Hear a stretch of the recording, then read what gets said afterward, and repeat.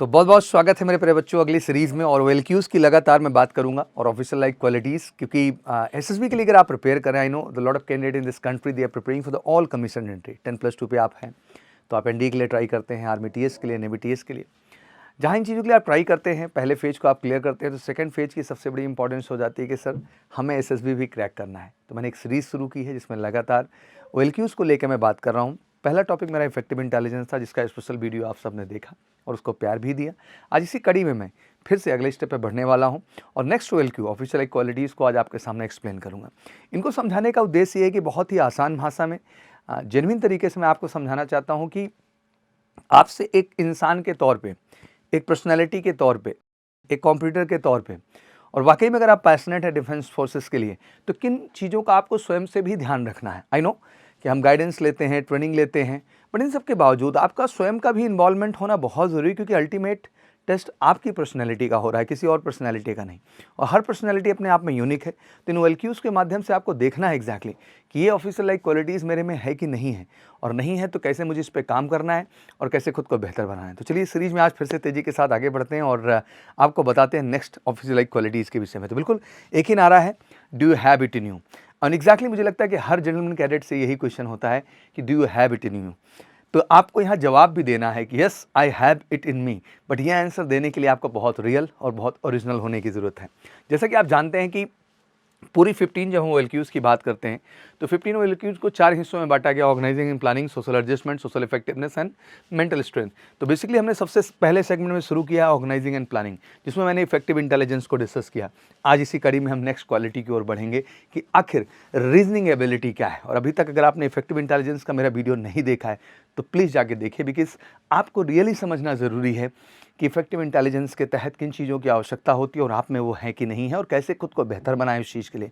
चलिए इस कड़ी में आज रीजनिंग एबिलिटी मेरा स्वयं में भी बहुत फेवरेट टॉपिक है और प्लानिंग एंड ऑर्गेनाइजिंग के अंतर्गत ये सेकंड क्वालिटी के रूप में हम डिफाइन कर रहे हैं। एंड मुझे लगता है कि रीजनिंग एबिलिटी की जब मैं बात करता हूँ तो लाइफ में हर चीज़ का रीज़न होना ज़रूरी है, हर चीज़ की रीजनिंग होना ज़रूरी है। लाइफ में आपके तर्क नहीं है किसी चीज़ को लेके तो आप उस चीज़ को जस्टिफाई नहीं कर सकते हैं।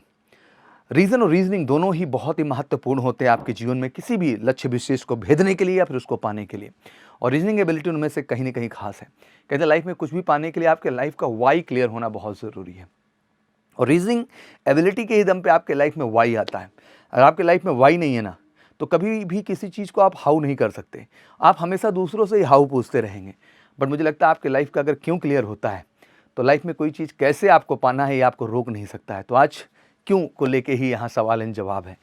This means being good at good understanding important things and making decision using logical and rational thinking. बिल्कुल आपको बहुत लॉजिकल होना पड़ेगा। कभी कभी हम बात करते हैं कि sir I am very much passionate about the defence force, but कहीं की रीजनिंग कमजोर दिखती है। केवल ये कहने का मैं पैशनेट हूँ उससे आप पैशनेट नहीं होते हैं।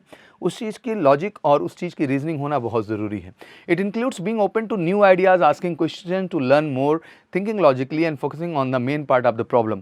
क्योंकि मुझे लगता है रीजनिंग एबिलिटी जो होता है ना, ये हमेशा मोर करता है, ये आपके अंदर वाई हमेशा खड़ा करता है। लर्न करने के लिए भी ओपन करता है, किसी चीज़ को जानने के लिए भी करता है। और अगर किसी चीज़ को पाने का आपके अंदर जज्बा है तो क्यों उस चीज़ को पाना है इस चीज़ का रीज़न भी आपको देता है। And that's your reasoning ability. और आपको समझना है, आज बेसिक जब मैं शुरुआत कर रहा हूँ तो ये समझना ज़रूरी है कि अगर आप फौज ज्वाइन करना चाहते हैं तो क्यों? क्योंकि आपके पेरेंट्स ने कहा है, क्योंकि दोस्तों ने कहा है, क्योंकि बड़ों ने कहा है, क्योंकि फिल्म देखी है। क्या इतने सारे एग्जाम्पल ही एनफ है? एग्जैक्टली आपका रीज़न क्या है? Why do you want to join the defence force? And that reasoning ability will define exactly why do you want to join the defence force. और बहुत सारे बच्चे इस जवाब में ही फेल होते हैं और यही कारण है उनके SSB में असफलता का। Openness to new ideas. This is about the being able to understand and learn from the new things. It's involved being interested, paying attention and quickly grasping the new information. Being a reasoning ability, मुझे लगता है कि आप हमेशा openness हो जाते हैं new ideas के लिए, हमेशा सीखने में, हमेशा क्यूरियस, चीज़ों को जानने में, समझने में। अगर आपने इंडियन आर्म फोर्सेस कहा है तो इंडियन आर्म फोर्सेस को अगर आप चुनने जा रहे हैं तो आप उसकी सारी हिस्ट्री क्लियर करेंगे। आप आर्मी डे से लेकर के जो जर्नी इंडियन आर्मी की रही है हमारे देश के अंदर, उसके ग्रोथ को, उसके डेवलपमेंट को, उसके हायरार्कीज़ को, उसके रैंक पोजीशंस को, जितने भी जनरल हमारे हुए हैं, सब पूरा का पूरा आपका R&D होना। ये है रीजनिंग पैदा करना अपने अंदर किसी लक्ष्य विशेष को लेकर जो आप पाना चाहते हैं। Curiosity, having a curious mind means want to know more and learn new things in the life. और क्यूरियोसिटी सबसे अहम पार्ट हो जाता है उसका। Logical thinking, this is the skill making decision judgement based on the logical thinking, not letting emotional get in the way. कभी कभी मैं देखता हूँ कि बहुत सारे बच्चे इमोशनली रिएक्ट करते हैं। रुक, you are the real hero. Real hero is a warrior, is a fighter. वो कभी इमोशनल ड्रामे नहीं करता है, इमोशनली किसी चीज़ पे नहीं ब्रेक डाउन होता है, वो अंडरस्टैंड करता है लॉजिकली हर चीज़ को और हिसाब से रिएक्ट करता है। तो just have a logical thinking for everything, understanding problem, और it's not just about knowing what's going on but also being able to look at the different factor। कभी कभी क्या होता है कि हम चीज़ों को होते हुए देख रहे हैं बट हमारे पास अपना कोई रीजनिंग ही नहीं, तर्क ही नहीं है, ये चीज़ क्यों हो रही है, किस तरह से हो रही है, कैसे हो रही। तो केवल प्रॉब्लम्स ही नहीं देखनी होती हमें, उन प्रॉब्लम्स के सोल्यूशन की ओर हमें बढ़ना होता है, उन फैक्टर्स को एनालाइज करना होता है। That all quality will come with the reasoning ability. जब आप किसी चीज़ को लेके रीजनेबल होते हैं, रीजनिंग आपके अंदर होती है, तभी वो चीज़ कर पाने में आप संभव हो पाते हैं। Student with the higher reasoning ability, what exactly I believe, and reasoning ability is the great quality in the personality, जो आप में होनी चाहिए, क्योंकि आप किसी चीज़ को पाने जा रहे हैं तो आपको रास्ते तो बताने ही होंगे। Ability are exceptionally sharp, analytical, highly imaginative and logical and practical. मैं मानता हूं कि अगर आपके अंदर एक बेहतर रीजनिंग एबिलिटी है तो इन क्वालिटीज़ से आप बिल्कुल भरपूर होंगे और ये फैक्टर्स ऐसे हैं जो आपके रिकमेंडेशन का सबसे बड़ा कारण बनेंगे। तो आज बड़ा प्रश्न है, सोचना है कि वाकई में आप में रीजनिंग एबिलिटी है कि नहीं है। क्या हर वो चीज़ जो आप लाइफ में कर रहे हैं उसके पीछे की रीजनिंग आपके पास है कि नहीं है। नहीं है तो बड़ा क्वेश्चन है, आपको सोचना होगा और समझना होगा। टेक्निकली रियल लाइफ एग्जांपल्स की बात करते हैं कि भाई आपने डिसाइड किया एक सिंपल आपको फ़ोन खरीदना है, आपने लिस्ट डाउन किए, सारे फीचर्स दिए, कंपेयर किए प्राइस को, फिर देखा अलग अलग प्लेटफॉर्म से जाके क्या रेट्स हैं, रिव्यूज़ क्या हैं, स्टैंडर्ड्स क्या है, सब कुछ है। For example if you going to join the major Kalsi classes, you should have a why, because मुझे मेजर कलसी क्लासेस क्यों चुनना है, बिकॉज ये माँ सरस्वती की धरती प्रयागराज में है, जो कि एजुकेशन का सबसे बड़ा हब है पूरे इंडिया का, जहाँ केवल पढ़ाई होती है। हमें क्यों चुनना है, because major Kalsi classes provide one of the great campus with the experience faculty from last 17 year they are running here. हमें क्यों ज्वाइन करना है, because they provide one of the best physical ground, GTO ground for the training. क्यों करना है, because they provide one of the best hostel facility in whole India, जो कि एकदम बिल्कुल बेहतरीन व्यवस्था के साथ है। Why, because major Kalsi have the best teacher in India, सबसे बेहतरीन टीचर है। Why, because major Kalsi classes creating biggest result in India. I am not just giving the example, I am trying to tell you कि कोई भी चीज़ चुनने से पहले आपके लाइफ में वाई क्लियर होना चाहिए। अगर आप वाई नहीं करके जाएंगे, क्यों क्यों क्यों मुझे ये करना है, मुझे ये चीज़ लेनी है, मुझे ये चीज़, तो आपके लाइफ का वाई क्लियर होना चाहिए। और ये वाई अल्टीमेट आपके लाइफ में कि आप जो भी पाना चाह रहे हैं उस चीज़ की आपको केस स्टडी करना, एनालिसिस करना, कंपेयर करना, वैल्यूज़ करना, उसके अचीवमेंट समझना, एक्सपीरियंस समझना, ये आपकी जिम्मेदारी है।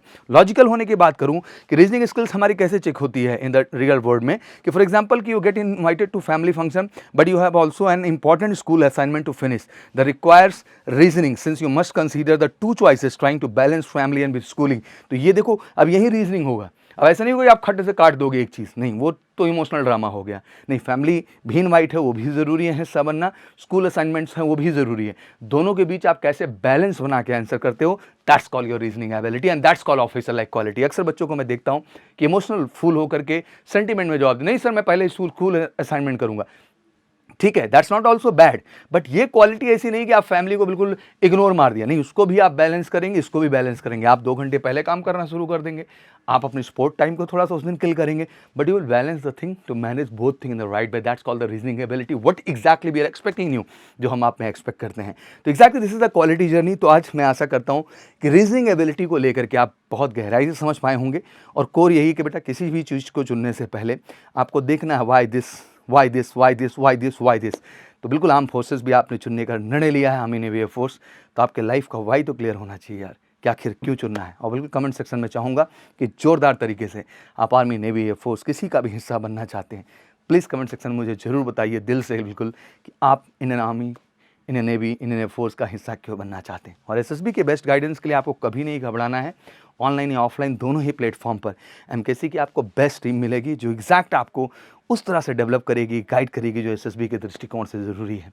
ये पूरी ट्रेनिंग एक रियल हीरो क्रिएट करने की है, और आपको रियल हीरोज़ बनाएंगे एमकेसी के, जो कि one of the best and अनुभवी टीम है पूरे भारत के अंदर एसएसबी गाइडेंस के लिए। तो बस ज़्यादा कुछ नहीं करना है, सिंपली उठाना है फ़ोन और कॉल कर लेना है हमारे ऑफिशियल नंबर 9696330003 पर, और कॉल करके हमारे साथ जुड़ करके आप बेस्ट कर सकते हैं बेसिकली एसएसबी में। तो एसएसबी को लेकर अब डरने की ज़रूरत नहीं है, ये सीरीज़ लगातार जारी रहेगी, और बहुत ही आम आसान हिंदी और अंग्रेजी भाषा के मिक्सर से मैं आपको एक अच्छा कॉन्सेप्ट क्लैरिटी दूंगा, और आप बेहतर सीखेंगे कुछ बेहतर पाने के लिए। Thank you so much, wish you good luck, जय हिंद, जय भारत।